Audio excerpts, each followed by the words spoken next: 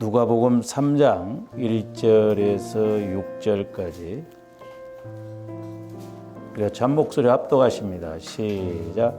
티베리오 황제가 통치한 지 15해 곧 본디오 빌라도가 유다의 총독으로 헤롯이 갈릴리의 분봉 왕으로 그 동생 빌립이 이두레와 드라고니 지방의 분봉 왕으로 루사니아가 아빌레네의 분봉 왕으로 안나스와 가야바가 대제사장으로 있을 때에 하나님의 말씀이 빈들에서 사가랴의 아들 요한에게 임한지라. 요한이 요단강 부근 각처에 와서 죄사함을 받게 하는 회개의 침례를 전파하니 선지자 이사야의 책에 쓴 바 광야에서 외치는 자의 소리가 있어 이르되 너희는 주의 길을 준비하라. 그의 오실 길을 곧게 하라.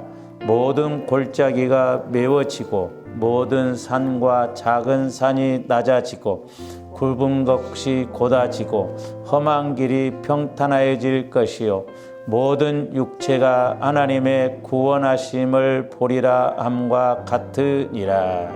아멘.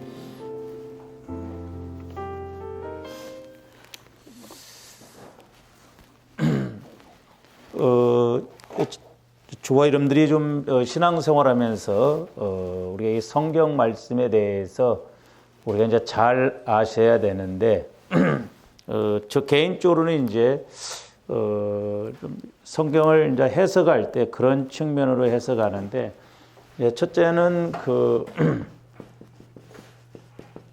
성경의 이제 해석을 어떻게 하느냐.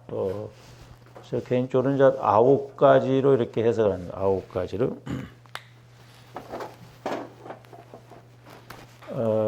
그래서 이제 뭐 여러분들은 신학을 안 했기 때문에 뭐 굳이 9가지로 해석은 못한다 할지라도 이제 성령을 통해서는 해석되어 줄 수 있는 것이 이제 3가지인데 그 9가지를 이제 제가 이렇게 이제 삼각형으로 크게 이렇게 그린다 본다면 이런 식이거든요.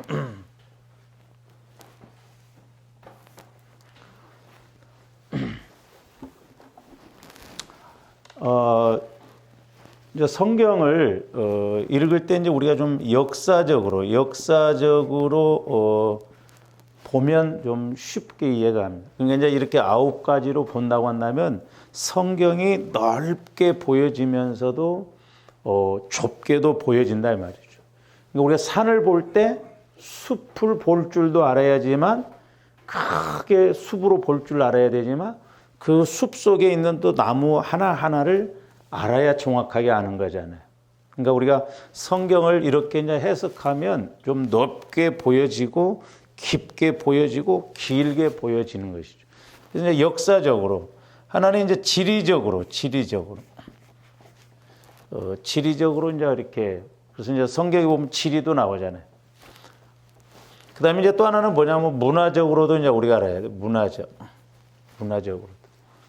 그러니까 이제 우리 예수님이 그 제자를 삼을 때 그 제자가 나로 가서 아버지의 장례를 치르고 이렇게 따라가도록 허락을 하니까 우리 예수님이 뭐라고 하세요? 죽은 자로 장사하고 하게 하고 너는 나를 따르라.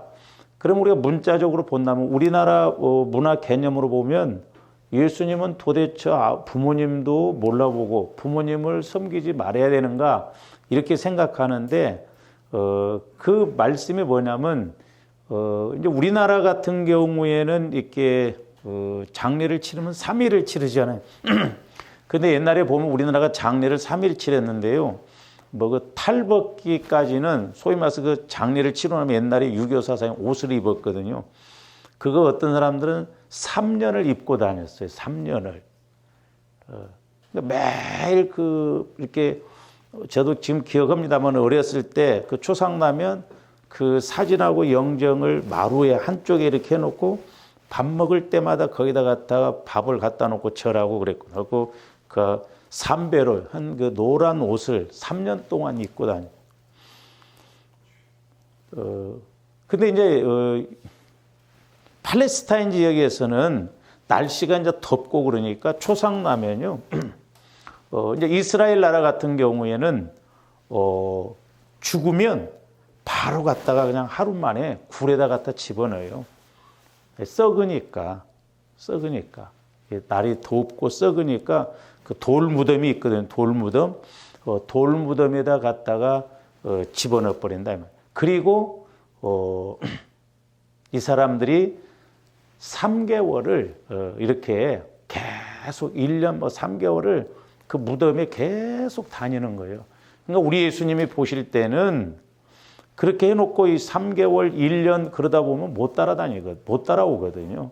그러니까 죽은 자로 이렇게 장사하고 너는 나를 따르라고 한 것이 그 문화를 개념을 해야 그 나라의 문화를 이해를 해야 이렇게 이해가 쉽죠. 그리고 또 뭐 마국간이라고 하니까 우리나라는 막 소가 있으니까 얼마나 지저분하고 더러워요. 근데 또 거기 마국간은 좀 우리하고 다릅니다. 그래서 조원들이 이제 성경을 볼 때 문화적으로, 역사적으로, 지리적, 그러니까 역사, 문화, 지리적으로 이렇게 알면 좋다. 그다음에 이제 또 하나는 뭐냐면 성경을 우리가 이제 상징적으로 봐야 돼요. 상징적. 이제 사탄은 뱀은 상징적으로 뭘 상징해요? 사탄을 상징하냐. 뱀은 상징적으로 사탄을 상징한다. 그래서 상징적으로. 이제 또 하나는 뭐냐면 우리가 문자적으로 그 말 한마디가 무슨 의미를 가지는가 그걸 이해를 할 수가 있죠. 그다음에 이제 또 하나는 문법적으로. 그래서 상징적으로, 문자적으로, 그러니까 이쪽 삼각형은 상징적, 문자적, 문법적. 이쪽 삼각형은 뭐 역사, 지리, 문화 이렇게 해도 문화, 역사, 지리 이렇게 생각하고. 근데 이제 중요한 거 이 위에 세 가지인데 이 세 가지가 뭐냐면 첫째는 이건 구속사적으로. 우리가 요한복음 5장 39절에 보면 너희가 성경에서 영생을 얻는 줄 상고하거니와 성경이 곧 나에게 대해서 말씀하신 것이라고 그랬잖아요. 그래서 구약은 오실 예수님, 신약은 오신 예수님, 계시록은 다시 오실 예수님. 그래서 우리 예수님이 이스라엘 7대 절기에 따라서 모든 나라는 사건 뒤에 절기가 생겼는데 세계에서 유일하게 절기를 먼저 정해놓고 그 절기에 따라서 사건이 벌어진 나라는 이스라엘 나라밖에 없어요. 그러니까 이스라엘 나라는 절기가 먼저 정해져 있고 우리 예수님이 유월절에 따라서 그대로 죽으셨죠. 그 다음에 무교절에 따라서 그대로 무덤에 들어가고 그 다음에 초실절에 따라서 그대로 부활하셨잖아요. 그러니까 그대로 이루어졌다. 그러니까 우리 예수님이 재림하실 것, 나팔절 너무 정확하다 이 말이에요. 이루어진다 이 말이에요. 네 가지가 이루어졌는데 아직 세 가지는 안 이루어졌는데 네 가지도 이루어졌기 때문에 세 가지도 정확하게 이루어진다. 그래서 그 유대인들 중에 예수를 이렇게 믿는 사람들이 있는데 그 사람들뿐만 아니라 또 유대인들도 이제 이스라엘 7대 절기를 보면 날짜도 정확하잖아요. 심지어는 이 사람들은 날짜를 정해놓고 예수님이 그때 재림하실 것이다 그렇게 믿는 사람도 있어요. 왜? 날짜도 안 틀렸으니까. 날짜도. 근데 이제 뭐 태양력하고 이제 민간력, 종교력, 이스라엘에는 이제 세 가지 달력이 있는데 태양력으로 보면 이제 차이가 있죠. 날짜가 정확하다고 이렇게 볼 수.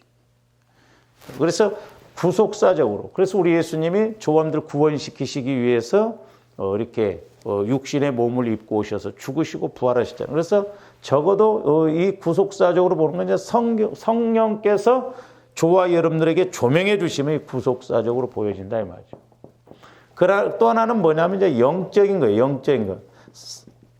살리는 것은 영이니 육은 무익하니라. 내가 이르는 말은 영이요 생명이라 그랬잖아요. 그러니까 영적인 측면에서 말씀을 우리가 봐야 된다 이 말이에요. 그래야 이해가 간다면 이래서 이 말씀은 그냥 문자적으로만 뭔가 우리가 단지 문자 문법적으로만 본다고 한다면 그 의미가 제대로 전달이 안 돼요. 그러나 살리는 것은 영이다. 그러니까 성령을 통해서 그 말씀이 내 영혼의 영적인 측면에서 깨달아져야 영의 문제가 해결되어져야 환경적인 복도 받거든요. 근데 많은 사람들이 영적인 이 의미를 몰라요. 근데 이것을 또 영적으로 해석한다고 해서 너무 지나치게 막 영예주의, 알레고리식으로 이렇게 해석을 한다고 하는데 그것을 막 너무 또 영적으로 해석한다고 해서 지나치게 그렇게 해버리면 문제예요.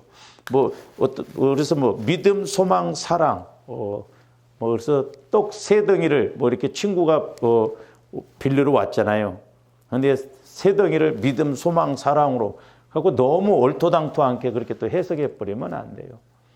근데 우리 한국은 자꾸 성도들이 일반적인 설교는 안 들고 뭔가 소위 말해서 잘 쪼개야 된다고 그래가지고 목사님들이 자꾸 강해식으로 영해식으로 한다고 그래가지고 너무 말씀을 그 본문과 의도가 다르게 그냥 막 해석을 해버려요. 임의로. 그러니까 본문의 의도가 그거 아닌데 길게 읽어보면 그 의도가 아닌데 이런 식으로 하다 보면 문제예요. 그러니까 우리가 흔히 이제 직분자를 줄 때 계시록에 있는 말씀, 3장에 있는 말씀, 죽도록 충성하라 그리하면 생명이 불려. 그 말씀이 봉사를 열심히 하라 그 말 아니에요.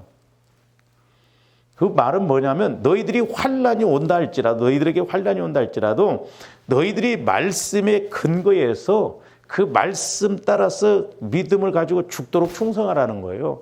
말씀에 충성하라는 거라니까요. 봉사라는 의미가 아니에요. 그러니까 환난이 오더라도 말씀이 없으면 그 말씀 붙들고 못 가거든요.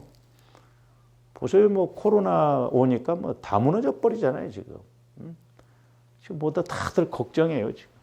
코로나가 끝난다 할지라도 교회가 과연 영적으로 회복이 이루어지고 영적으로 이렇게 갈 수 있는가. 그래서 조아름들이 성령을 통해서 말씀의 조명을 받으면 그 말씀이 내게 먼저 영적으로 와진다니까요. 왜? 하나님은 나의 영적인 문제부터 해결해 주십니다.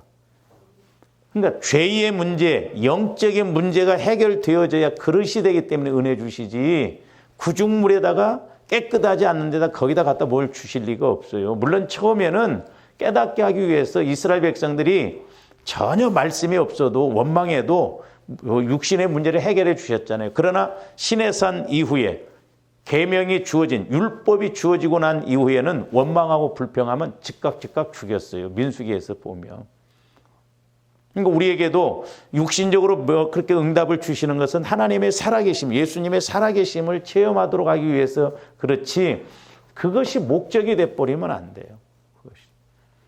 그래서 조아람들이 말씀을 통해서 성령을 통해서 조명을 받고 그래서 우리가 사람도 영적으로 봐야 또 조아람들 개인도 내 영적으로 보여져야 내 문제가 뭔가를 알 수 있잖아요. 그거 모르면 계속 그거 안고 갑니다.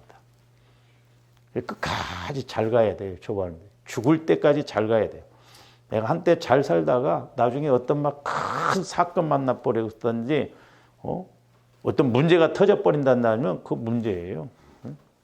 그래서 우리가 은혜가 은혜되게 해야 돼요. 할렐루야. 그러니까 하나님도 영적인 관계. 그러니까 보세요. 하나님도 영적인 관계가 쭉 오면 이 영적인 관계에서 어느 날 복을 주시고 은혜를 주십니다. 마귀도 그래서 성경은 두 줄기라고 그랬잖아요. 마귀도 이따 말씀드립니다. 마귀도 쭉 가다가 언젠가 양이 차면 마귀 역사도 터지게 돼 있어요. 그럼 하나님이 안 살아계셔서 이렇게 하게 해요? 하나님은 조아람들 그냥 일방적으로 이렇게 일하시는 하나님이 아니에요. 하나님도 영적이기 때문에 인격적이기 때문에 내가 순종해야 내가 알고 순종해야 하나님도 같이 가시지 내가 가만히 모르고 그냥 끝까지 가는데도 하나님이 그렇게 아니에요. 그래서 마귀 역사도 하나님의 뜻 안에서 움직이거든.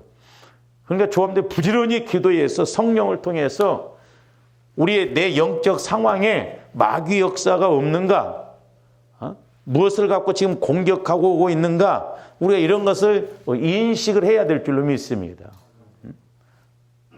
그러니까 한쪽으로만 우리가 가지 말고 예를 들어서 우리가 내 마음이 이렇다고 한다면 계속 막 우리가 찾아서 내 마음에 혹시 어떤 부분이 마귀가 그것을 육신의 생각을 갖고 계속 가게 하는가? 그걸 깨달아야 돼요. 한때 믿음 좋은 것 같다고 그래도 오늘날 일 뻥 터져버리면 뭐라고 할 거냐 이 말이죠. 그래서 쥐약은 모르고 먹어도 죽고 알고 먹어도 죽는다고 그랬잖아요. 내가 몰라서 그랬다 그건 변명거리예요. 하나님은 성령을 통해서 전인격적으로 알 수 있도록 그랬다 이 말이죠. 그러니까 조합원들이 늘 기도하면서 성령 하나님 제게 조명해 주셔서 아직도 내 안에 처리되어지지 않고 해결하지 않는 영적인 문제가 뭔가 깨닫게 해주세요. 그래서 자꾸 그릇을 먼저 만들어야 된다니까요. 근데 신앙생활을 해보면서 조합원들 기도해 보세요. 어떤 때는 내가 신앙생활 20년을 했어도 그 부분에 대해서 전혀 모르고 지금까지 온 경우도 있습니다. 본인이 몰라요, 그걸. 그래서 조합원들이 영적인 측면에서는 이것을 이제 잘 알고 가야 될 줄로 믿습니다. 그 다음에 이제 중요한 게 뭐냐면 적용적인 것이에요. 적용적인 거. 그러니까 성령을 통해서 말씀이 깨달아지면 뭐가 돼요? 적용이 되어져요. 적용. 내가 회개를 한다든지, 내가 용서를 한다든지, 내가 마음을 바꿔먹은다든지, 아니면 내가 순종을 한다든지. 그래서 설교도 적용이 없는 설교는 설교가 아니다. 심지어 이렇게까지도 말하거든요. 근데 그래서 조합원들이 적어도 뭐 역사적, 문화적, 지리적 또는 뭐 상징적, 문자적, 문법적으로는 모른다 할지라도 적어도 성령을 통해서 이 말씀이 예수님에 관한 말씀인데 이런 거구나. 이것이 영적인 문제, 영적인 것이구나. 나를 살리시고 내 영의 문제를 해결해 주시는구나. 또 성령께서는 이렇게 말씀해 주시는구나. 그걸 깨달아야 돼. 그 다음에 우리가 그를 통해서 적용을 해야 되거든요. 적용을. 제가 이렇게 기도를 해줘 보면서 너무 가슴이 아프고 안타까운 건 뭐냐면요. 그 속 사람이 전혀 하나님을 못 만나면, 마음으로만 이렇게 만나면요. 거기에 아무리 구체적으로 자세하게 이야기를 해줘도 그것으로 듣고 끝나버려요. 너무나 많다. 그렇구나. 그러니까 내가 이렇게 해봐야 되지. 그래서 조아름들이 믿음이라는 게 그래서 중요하거든요. 평상시에 믿음 키워야 됩니다. 근데 제가 이렇게 목회를 하면서 느낀 게 뭐냐면, 예를 들어서 여러분들이 이렇게 살아가다가 어떤 문제가 오잖아요. 그러면 말하지 않아도 내가 믿음으로 자꾸 치고 나가고 이기고 나가고 그렇게 해야 되잖아요. 근데 어떤 상황이 오면 믿음이 없으면 지금 예를 들어서 기도해야 할 상황임에도 불구하고 기도 안 해요. 너무너무 그런 게 안타까운 거예요. 그 말로 해서 되지도 않네. 말로 한다고 해서 되는 거다. 집사님 기도하세요. 권사님 기도하셔야 한다고 해서 그래 기도해야지. 그게 아닙니다. 힘든 그런 상황이 눌려버리니까 기도할 마음도 안 생기고 기도할 힘도 안 생겨요. 그게 어떻게 보는 거예요? 그러니까 하나님은 왜 안 해주시는가? 그래서 조합원들이 자꾸 우리가 예수님을 만나서 승리하는 조합원들이 되어야 될 줄로 믿습니다. 그래서 제가 이제 오늘 제목이 뭐냐면 뭘로 적였냐면 예수님을 만나는 것 외에는 다른 길이 없다라는 거죠. 예수님을 만나는 것 외에는 다른 길이 없어요. 조합원들이 날마다 예수님을 만나야 돼. 예수님을 만나면 그것이 어떤 문제가 됐든 상황 끝이에요. 예수님을 만나야 돼. 예수님. 그래서 적어도 성경을 우리가 이렇게 봄에 있어서 구속사적으로 영적으로 적용적인 측면은 성령을 통해서 가기 때문에 누구든지 그렇게 알 수가 있다라고 하는 것입니다.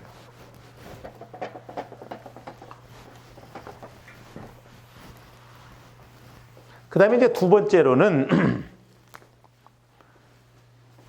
조합원들이 두 번째로는 성경을 볼 때 우리가 성경을 볼 때 그래서 이제 영적으로 봐야 된다는 게 뭐예요? 성령의 조명을 받아야 되잖아요. 성령의. 그래서 성령의 조명을 받아야 우리가 그냥 문자적으로도 보지만 그 문자를 통해서 뭘 알 수 있냐면 성경을 볼 때 그때 당시의 흐름 아니면 그때 당시에 그런 상황이 어떤가를 그것이 인식이 되어져야 돼요.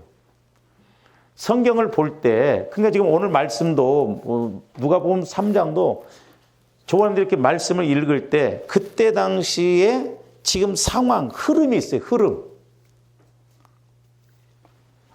그때 당시에 지금 말씀이 기록될 당시에 이렇구나라고 하는 그 흐름이 있는데 그 흐름을 이것은 세 가지로 우리가 저는 개인적으로 세 가지로 그러니까 뭐 이런 것을 제가 어디 책보하고 그런 게 아니라 제 마음에 이렇게 기도하다 이제 성령께서 한 세 가지로 뭐 더 될 수도 있는데 세 가지로 우리가 흐름을 좀 봐야 되는데 언제나 이제 트라이앵글 법칙 삼각형 구도로만 우리가 딱 이렇게 가져오면 그래도 온전하다라고 그랬죠.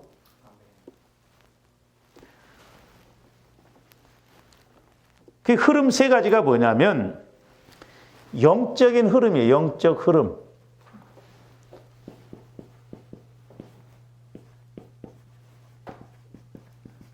이 영적인 흐름을 보는 게 중요합니다.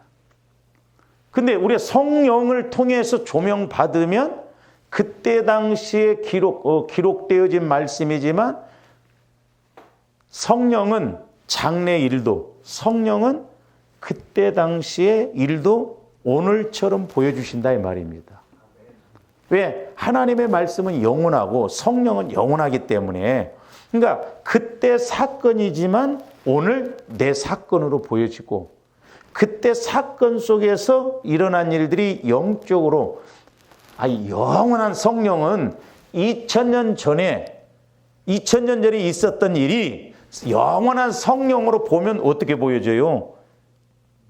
오늘로 보이죠, 오늘. 그래서 하나님의 시간은 과거, 미래, 과거, 현재, 미래가 없어요. 하나님의 시간은. 우리 인간이기 때문에 과거, 현재, 미래지 영원한 하나님이 영원한 하나님은 1000년 전에, 1000년이 하루 같다고 그랬잖아요. 예? 그러니까 우리가 영원한 성령께서 조명해 주시면 1000년 전의 일이 오늘로 보여진다 이 말이죠. 1000년 후의 일이 오늘 현재적으로 보여진다. 그래서 하나님의 말씀은 언제나 현재적이고 미래적이에요. 그래서 우리가 기도도 과거형으로 하지 말고 이왕이면 기도하옵나이다. 현재 진행형으로, 현재형으로 하는 것이 좋다. 우리는 기도하였습니다. 이렇게 하잖아요. 그러니까 영원한 하나님의 시각으로 보면 2000년 전의 일도 어제가 아니라니까 2000년 전에 그냥 영원한 시각으로 보니까 뭐 오늘이나 2000년이나 똑같이 보여진다 이 말이요. 이해가 가요? 그러니까 내가 산 밑에서 이렇게 있으면 여기밖에 안 보이잖아요. 근데 산 꼭대기 여기에서 보면요.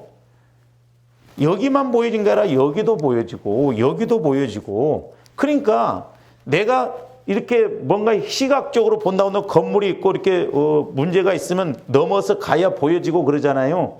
근데 산 꼭대기에서 보면 여기가 뭐 아무리 이런 뭐 산이 있고 그런다 할지라도 내가 높이 있으니까 예를 들어서 뭐 10달을 걸려서 가야 할 그것도 보여진다 뭐 오늘로.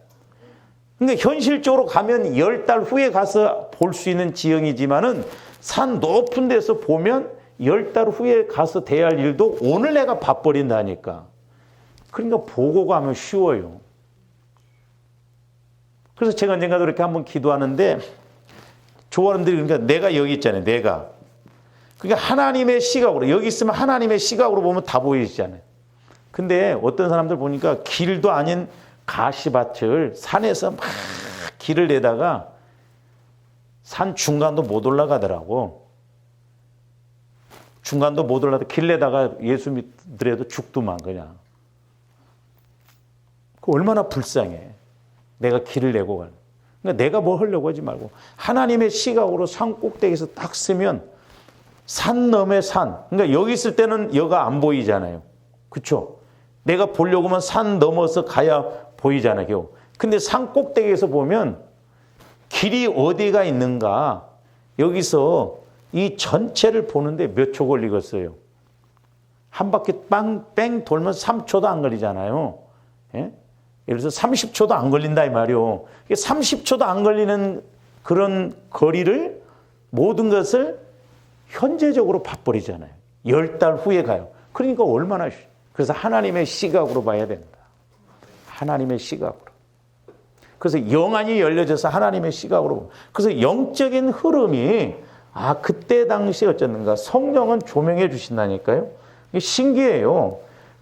2000년 전에 쓰여진 말씀인데 그 말씀이 영적인 측면에서 내게 읽어진다니까요. 이렇게 알아진다니까. 그래서 이 말씀이구나.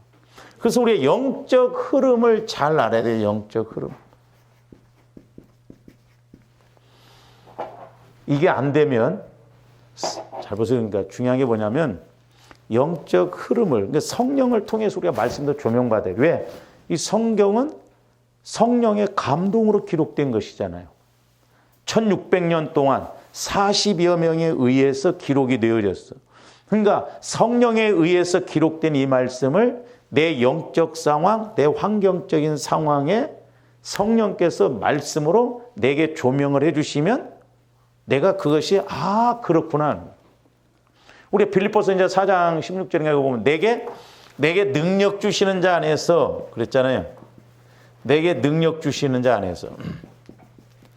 그러니까 이 말씀 속에 응답이 다 있더라고. 저도 처음에는 뭐 말씀 제가 많이는 못 봤지만은 어떤 상황에 보면 어떤 말씀을 줘야 할지 모르겠더라고. 그 말씀이 없는 것 같아. 근데 아니에요.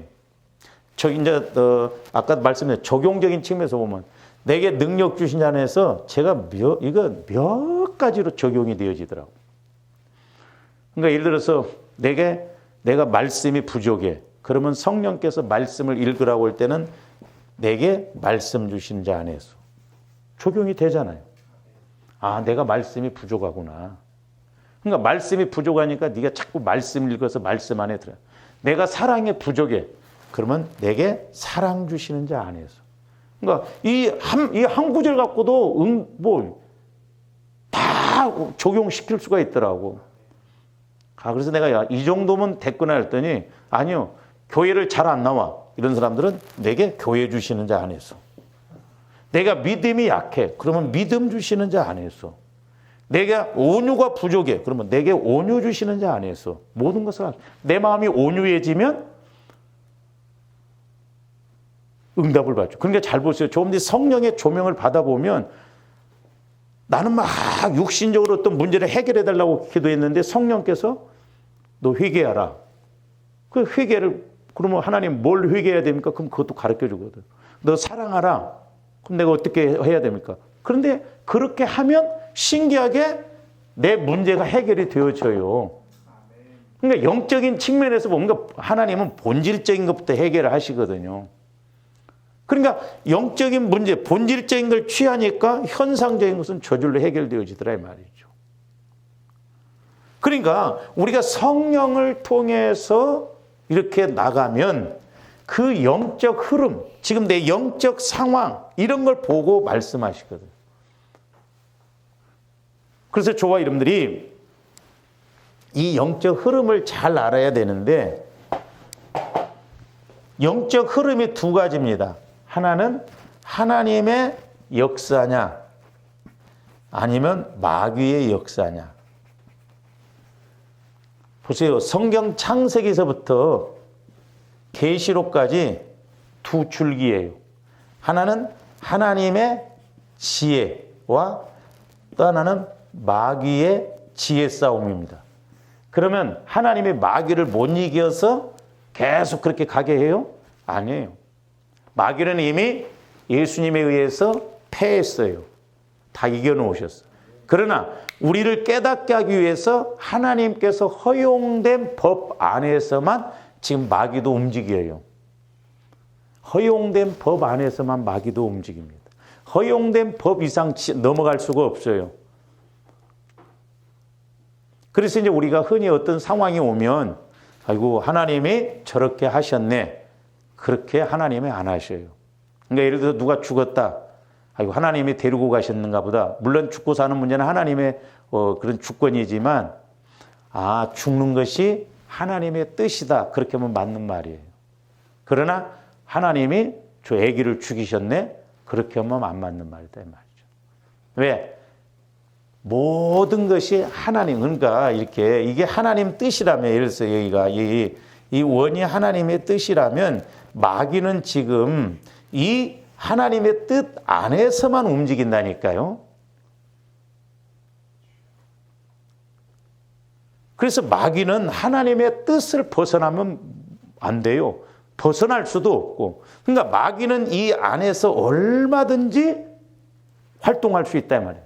근데 내가 마음이 청결한데 내가 믿음이 있는데 마귀가 공격을 해요? 믿음이 있으면 마귀가 공격 못 해요. 근데 내가 육신의 생각을 갖고 마귀가 원하는 것으로 가면 마귀가 얼마든지 우리를 공격한다니까요. 그래서 하나님의 뜻 안에서만 지금 마귀가 움직이기 때문에 저 사람 망하겠네. 하나님이 그렇게 하셨네. 무슨 하나님이 좋아 여러분들 뭐가 못마땅해서 맨날 그렇게 두들겨 패고 막 어렵게 아니에요. 하나님은 생과 복을 주시는 하나님이요. 근데 마귀는 사와 화를 준다 이 말이죠. 그러니까 내가 하나님을 믿노라면서도 자꾸 사와 화를 받을 것을 행하고 그런 마음을 갖고 가면 마귀가 채간다니까요. 예수를 믿어도. 그러니까 내가 여기서 움직이더라도 마귀가 공격을 이렇게 못하도록 그건 내가 해야 할 일이에요. 그래서 하나님은 마귀를 도구로 지금 쓰신다니까. 신앙생활 잘하도록. 마귀 역사가 없으면 저여러분들이 근신해서 깨어있을 수가 없거든요. 그래서 양을 키울 때도 염소를 거기다가 몇 마리씩 집어넣는다잖아요. 양이 털이 자라가지고요 넘어지면 못 일어난답니다. 안 일으켜주면 그대로 죽는데요. 근데 염소를 집어넣으면 염소가 들이받으니까 양도 늘 긴장을 하고 있으니까 안 넘어진대, 살려고. 그러니까 조원들도 마귀 역사가 어떤 면에서는 적당하게 있어야 돼. 그래야 기도하고 그러죠. 맨날 잘 돼봐. 교만해져 버리지. 꽁치가 성질이 급해서 살아있는 것을 그물에서 이렇게 잡아갖고 부산에서 서울로 옮기면 그냥 죽어버린대요. 성질이 급해갖고. 근데 꽁치 그 수조통에다가 상어 조그마한 것을 몇 마리 집어넣는다네. 그러면 부산에서 서울까지 올라갈 때 도망가다가 살아있대야. 살라고. 참 그 자연법칙도 신기하잖아요. 그래서 보세요. 창세기에서부터 계시록까지 보면 이 큰 두 줄기 우리가 이것도 볼 줄 알아야 돼요. 근데 이제 보세요. 언제나 하나님의 지혜가 이기잖아요. 믿음을 따라가면 하나님의 마귀가 감히 하나님을 어떻게 대적해 피조물인데 근데 안타깝게도 오늘 보면 하나님은 안 무서워하고 마귀는 무서워하네. 응? 왜 그래요 우리가? 이 피조물인 마귀가 감히 어떻게 하나님을 이렇게 같이 갈 수 있어요. 근데 하나님의 뜻이 있다 이 말이에요. 마귀의 그런 허용된 지금. 그래서 출애굽기 같은 데 보면 히브리 산파들이 바로 왕이 다 죽이라고 하는데 다 그 이스라엘 여자아들이 아들 낳으면 다 살리죠. 왜 안 죽이냐 그러니까 우리가 가기도 전에 애가 나와버린다고 그러잖아. 그게 하나님의 지혜예요. 하나님의 지혜입니다. 그래서 우리가 하나님의 지혜, 하나님의 주신 말씀을 따라서 가면 아무리 마귀 역사가 강해도 이긴다. 그래서 조합들이 성경을 보면서 그냥 사건으로 보지 말고 이게 영적인 싸움이구나. 그래서 우리가 영적인 흐름을 볼 줄 알아야 된다 이 말이죠. 이게 하나님의 역사냐 마귀 역사냐. 그래야 우리가 그것을 나한테 가지고 오지. 이걸 모르니까 문제다 이 말이죠.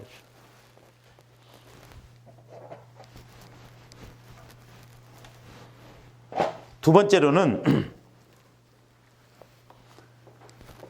번째로는 정치적인 흐름이에요.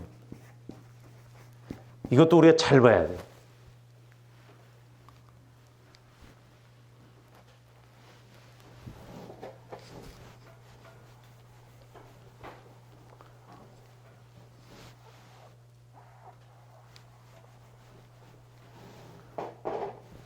우리가 영적 흐름에서 하나님의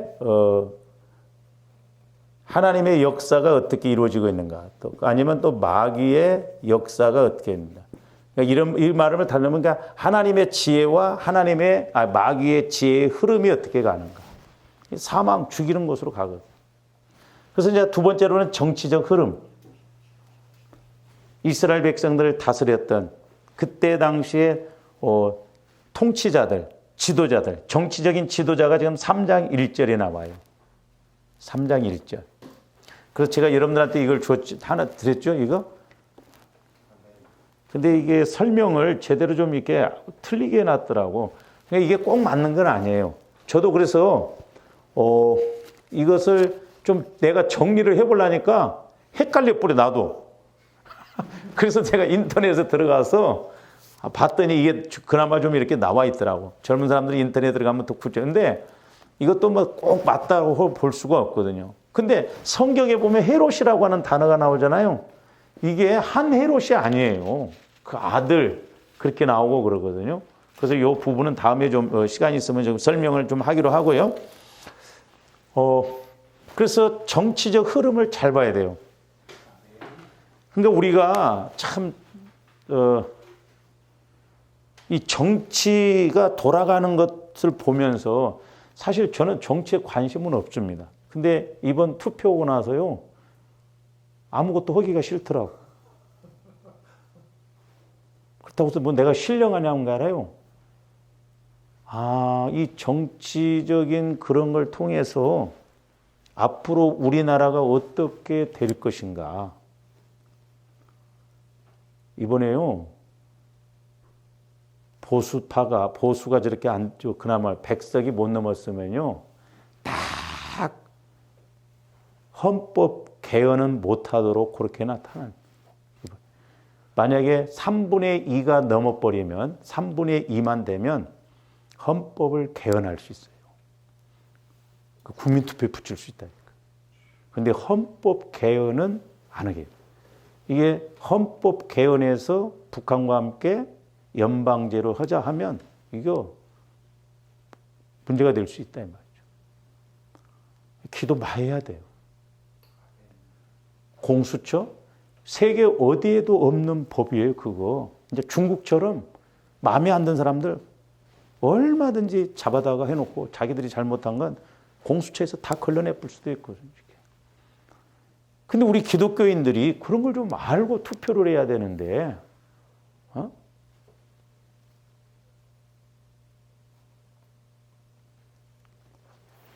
저도 그래서 어떤 데는 성령께서 제안해서 이렇게 근데 세월호 이런 것에 대해서도 제가 깨달은 것이 좋은데 말 안 하려고 말해다 갖고 나중에 뭔가 우리나라 어떤 국민성 뭐 이런 것이 함께 정치적인 것 이거 정치적 흐름을 봐야 됩니다. 잘 보세요. 에베소서에 보면 정사와 권세 잡은 자 그랬잖아요. 그건 사탄들도 그러니까 귀신의 세계도 마귀의 세계도 계급이 있다고 그랬잖아요. 그러니까 천사들도 보면 천사장이 있고 그다음에 그룹 천사라고 그러잖아요. 그리고 이사야서 6장 스랍 천사가 있어요. 그런 건 저도 안 봐서 모릅니다. 그다음에 그 밑에 천사들이 그러니까 천사들의 계급이 있거든요.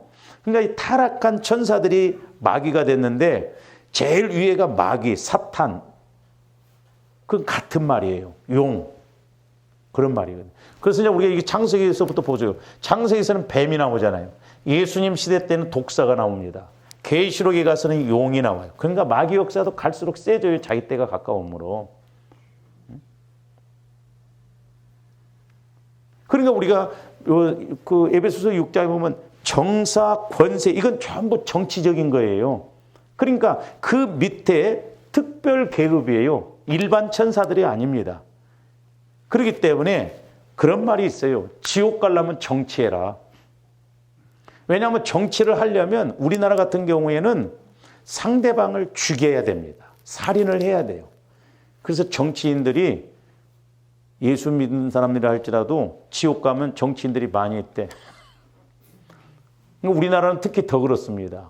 보면 아니 뭐 저 반대편에 있는 당 그 사람을 좀 이렇게 하다가 장관 세우고 그러면 얼마나 좋아. 미국은 그렇게 합니다. 공화당 대통령이 되면 민주당 쪽에 있는 사람이 훌륭하면 그렇게 데려다가 쓰고 그러거든요. 근데 우리나라에서는 그 꼴을 못 봐요. 한다고 하더라도 거기서 따르는 사람들이 죽일 놈 살릴 놈 해버려요. 못해. 우리나라는 어떻게 보면 역사적 흐름으로 보면요, 전쟁을 많이 했잖아요. 이게 지역 간에도 그렇고 심지어는 교회 안에서도 뭐 전라도 사람, 경상도 사람, 나도 전라도 사람이지만 참 전라도 사람이 불쌍해 어떻게 보면. 이번에 얼마나 또 지역적으로 경상도는 또 완전히 그쪽으로 막 치우쳤고, 그 뭔 짓들이요 지금. 그래서 보면 이 영적인 흐름 밑에 정치적인 흐름이 그렇게 간다는 걸 알아요. 왜? 정사 잡은 권세 잡은 그 마귀들이 그렇게 다스리니까 우연은 없습니다. 그래서 우리가 정치적인 흐름을 잘 읽어낼 줄 알면요, 아 그렇구나, 이 나라가 어떻구나. 우리나라 기도 많이 해야 됩니다. 그 다음에 세 번째로는 이제 영적인 흐름과 정치적인 흐름에 의해서 정치 지도자들, 종교 지도자들이 보세요인가. 지금 나중에 말씀을 드리겠습니다만은 지금 누가가 지금 침례 요한의 사역과 예수님의 사역이 지금 이루어지고 있잖아요. 근데 이때 당시에 대제사장인 그 2절 보세요. 2절. 안나스와 가야바가 대차사원. 사실 대제사장은 한 명만 있어야 돼요. 근데 지금 로마에 의해서 지배를 받고 있기 때문에 하나는 실권이 없어. 제사장이 둘이요. 그러니까 얼마나 지금 영적으로도 타락하고 나를 알 수 있거든요. 그래서 어떻게 보면 우리 한국의 예수 믿는 사람들의 영적인 흐름, 우리 목사님들의 어떤 영적인 흐름을 보면 대번 나올 수가 있어. 그러다 보면 정치적인 것이 나올 수 있거든요. 그러니까 역사적으로도 교회사적으로도 보더라도 교회가 아주 기도 열심히 하고 부흥될 때 물질적으로도 그 경제적으로도 성장했다는 거죠. 근데 교회가 쇠퇴할수록 그 나라 경제도 다 무너졌다는 거예요. 지금 유럽이 경제적으로 다 무너졌습니다. 경제적으로. 거기 유럽은 좌파들이 그냥 완전히 막 잡아버렸고. 그러니까 막 복지 이렇게 하다 보니까 그렇게 돼버린 거죠. 이번에 보세요. 코로나가 이렇게 온 것도 우연은 아닌 것 같아요. 가만히 보니까. 가장 강대국이라고는 지금 미국이 이렇게 흔들려 버리잖아요. 코로나 앞에. 기독교 문화의 기독교 역사로 인해서 하나님이 복 주신 나라. 유럽도 그렇지. 우리 한국도 다행히 한국에는 기회가 있는 것 같아요. 한번 치르고 나니까 그래도 또 뭐 진단 키트니 뭐 수출하고 기회는 주시는 것 같아요. 응? 자기 마음대로 해석하네. 뭐 또 그럴지 모르지만. 여러분들도 여러분들대로 해석해. 나대로 해석하니까. 정치적 흐름, 이게 무섭습니다. 그러니까 우리가 이 정치 이런 것도 영적으로 볼 줄 알아야 돼요. 왜? 둘 중에 하나거든요. 왜?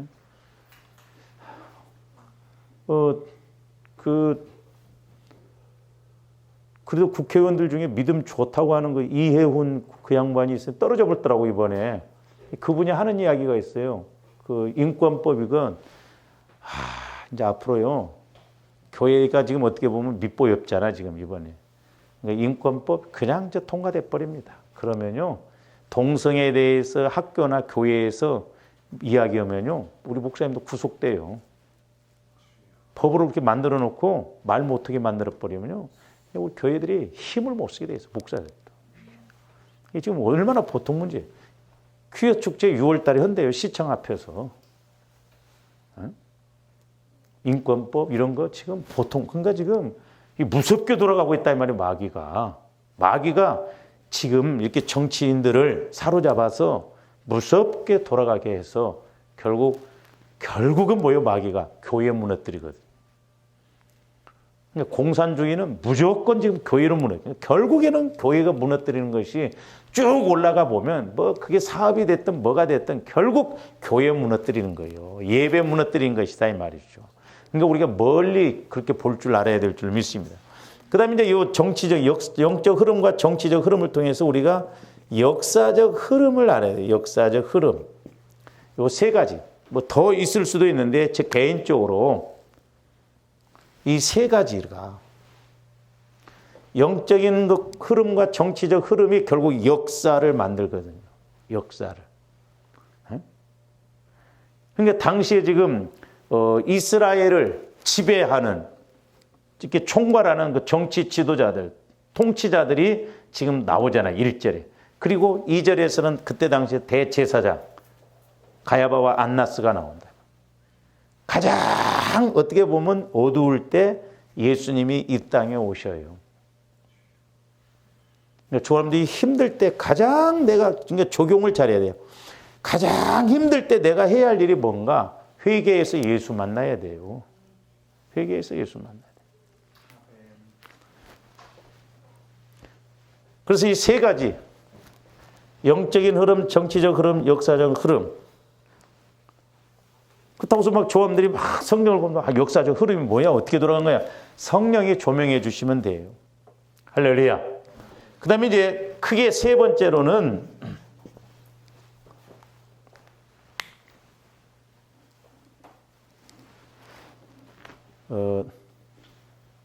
시간이 많이 가서 아까우니까 다음 주에.